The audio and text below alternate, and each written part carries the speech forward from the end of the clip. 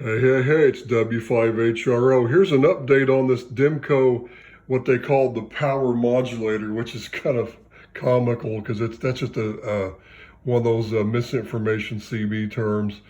But basically what it is, it's this audio amplifier compressor. And I'm getting ready to take this board out of here and replace all the capacitors. And I have the capacitors here. I've got them all and everything. And I was looking it over, and this is the main filter capacitor.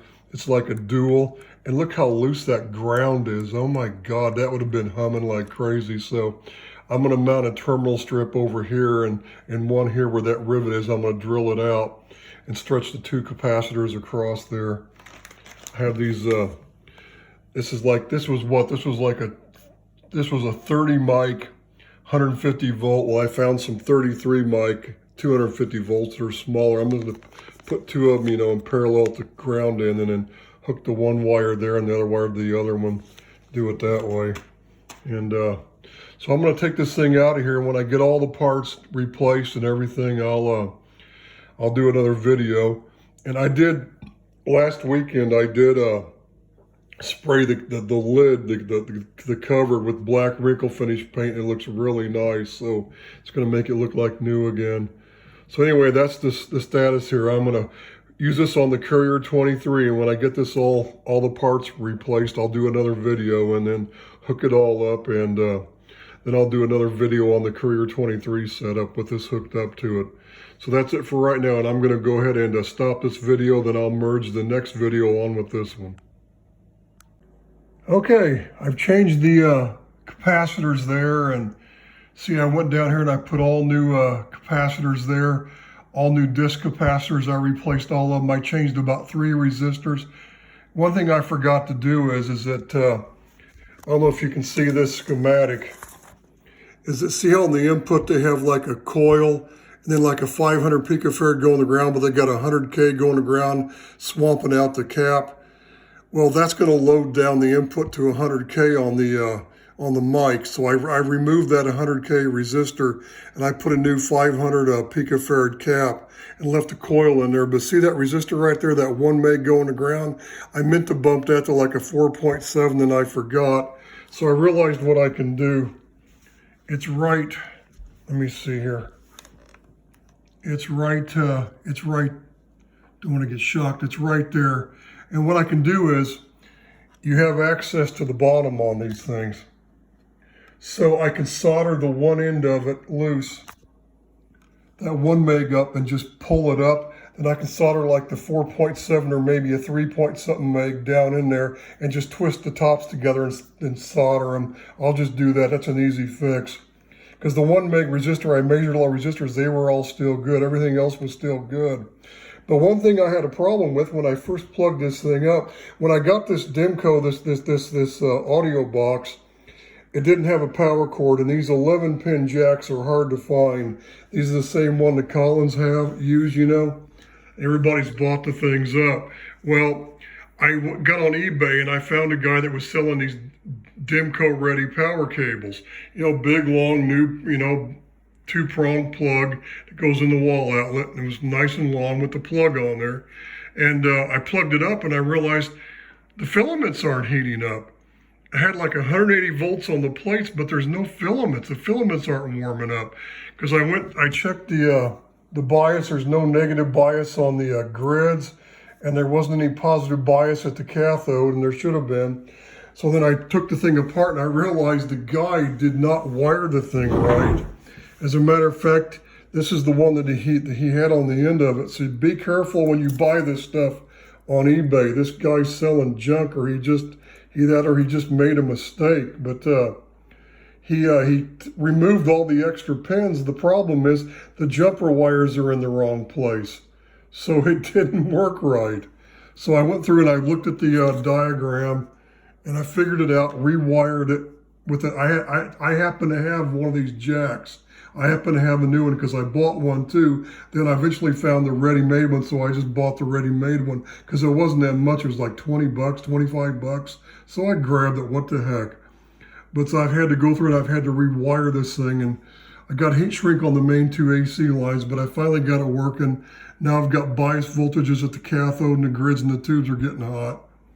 So, but I'm going to take some hot glue and I'm going to spread some hot glue between these terminals to kind of seal it good so it can't mess up or anything.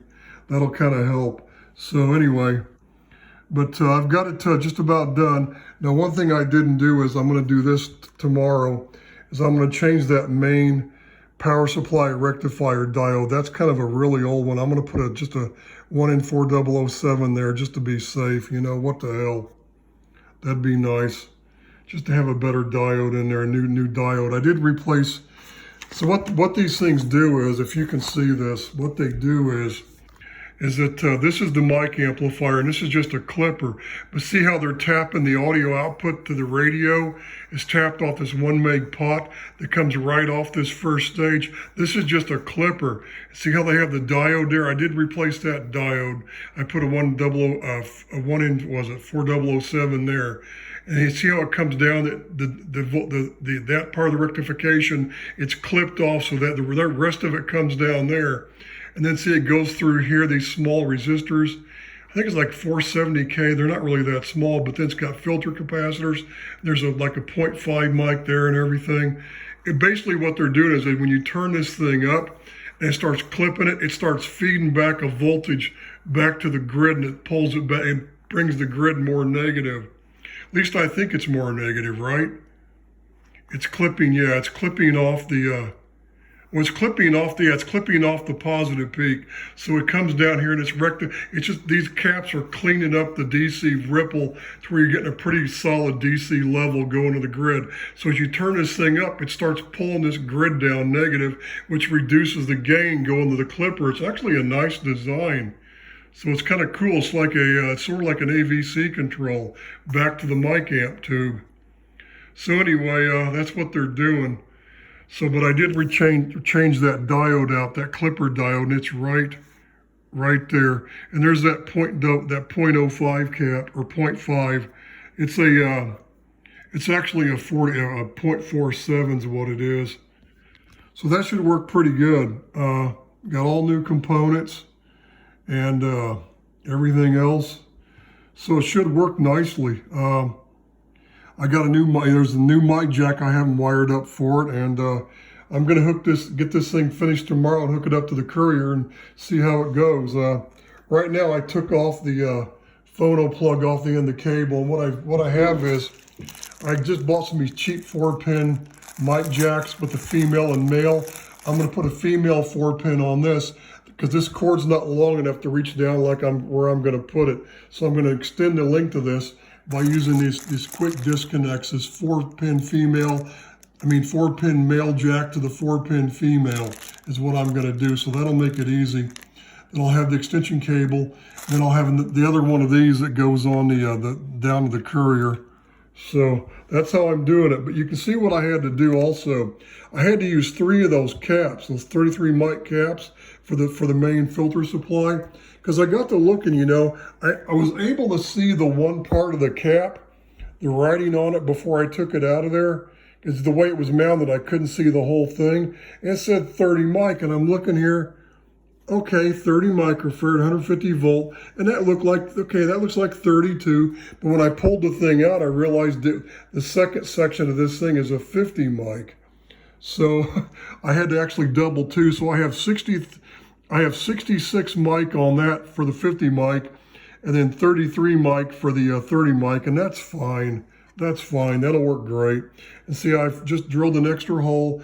I was able to get that rivet out without having to drill the hole, but I had to drill another hole here for this other terminal jack so I could wire everything up. And I got them, they're nice and level, brand new screws with nuts, lock washers, so I got good grounds now. So that's it for now, and I'll do some more on this tomorrow and get it hooked up, then I'll finish this video. I'm gonna splice all these 3 videos together, 3 or 4 videos together. So until I do the next one. Hey, I got this thing working. I got the mic all wired up. I have the amplifier and the bass bypassed. And if you can see now, I'm going to modulate. Look at the courier modulation light. Hello, 1, 2, 3. Hello, 1, 2, 3. W5HRO.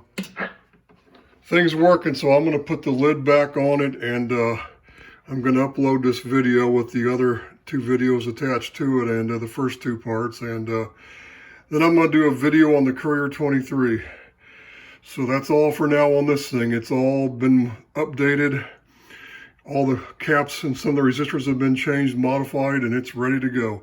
W5HRO.